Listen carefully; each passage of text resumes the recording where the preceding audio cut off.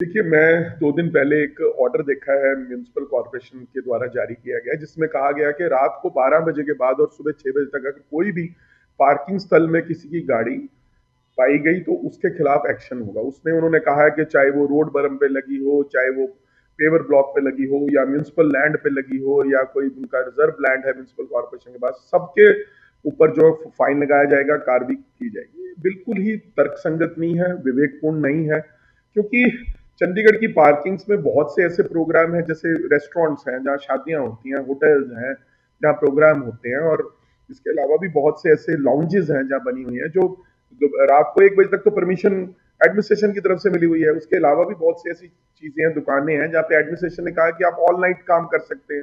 रोमा जैसी जगह पे आप सारी रात जो चलते हैं, माउंट व्यू में सारी रात चलता है, बाहर लोग गाड़ी लगा जाते हैं, आप कह रहे हो कि जी हम लगाने नहीं देंगे, हम उसके खिलाफ एक्शन लेंगे। ये कोई सही बात नहीं है। ये इससे लोगों के बीच में और गुस्सा बढ़ेगा, क्योंकि पहले ही आप इतना ज्यादा पार्किंग के चार्जेस ले रहे हो।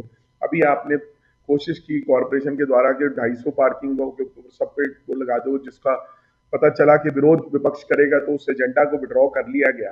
और पार्किंग फीस भी आपने इतनी बढ़ाई है और लोगों से इतने पैसे ले रहे हो। पिक एंड ड्रॉप भी आज आपने कहा है कि जी खत्म कर दिया जाएगा। ये सारी चीजें गलत हो रही हैं और इसके खिलाफ हमारी जो पार्टी है नगर निगम के सदन में आवाज उठाएगी आने वाले दिनों के अंदर, जब भी हाउस की मीटिंग होगी।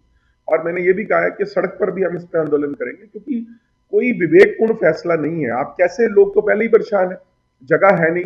आपने तो वादा किया था कि हम जो मल्टी लेवल पार्किंग्स बनाएंगे, बड़े पार्क्स के नीचे, गार्डन्स के नीचे हम पार्किंग स्पेस देंगे ताकि लोग अपनी गाड़ियों को पार्क कर सके। आप रोड टैक्स इकट्ठा करने के नाम पे तो रोज सैकड़ों गाड़ियां रजिस्टर कर रहे हो, एक एक परिवार में 5-5 गाड़ियां हो गई। पर जब आप उनको पार्किंग फैसिलिटी देने की बात आती है तो आप पल्ला झाड़ रहे हो।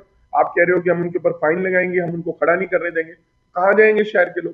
कांग्रेस पार्टी इस बात का पुरजोर विरोध करती है और इस फैसले को वापस लेने की अपील कॉरपोरेशन से करती है। और अगर नहीं कॉरपोरेशन लेगी तो फिर हम इसके खिलाफ जो है सख्त कार्रवाई करेंगे। और जनक रोष भी मैंने सही बोला है कि बहुत सा जनक रोष लोगों के बीच में है, क्योंकि लोग लोग परेशान हैं। लोगों के पास जगह नहीं। आप सेंट्रल सेक्टर्स के अंदर चले जाओ, आप 18 सेक्टर, 19 सेक्टर, 20 सेक्टर, 21 सेक्टर, 22, 23, 24, ये 27, 28, 29, इन सेक्टर्स के अंदर 30, ये जाओगे जो सेंट्रल सेक्टर्स हैं इनके अंदर, आप देखोगे कितनी पार्किंग की समस्या है।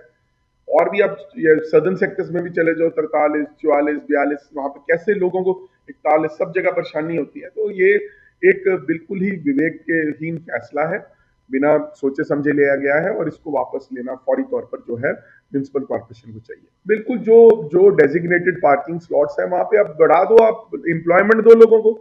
12 बजे के बाद भी आप देखो 26 सेक्टर के अंदर तो तमाम पार्किंग फुल होती हैं, क्योंकि वहां 1-1 बजे तक प्रोग्राम चलते हैं। आप जैसे सुबह 9 बजे पार्किंग शुरू करते हो, आप 9 से 5-6 बजे तक एक स्लॉट कर दो, 6 बजे से 1 बजे तक कर दो, 2 लोगों की ड्यूटी लगाओ वहां पे, मतलब 2 शिफ्टों में लोगों को काम दो, उससे एम्प्लॉयमेंट भी जनरेट होगी और रेवेन्यू भी जनरेट होगा। जो डेजिग्नेटेड पार्किंग स्लॉट्स की बात कर रहे हो, और जो ओपन स्पेसेस है, आप कैसे रोक सकते हो लोगों को वहां पे खाली?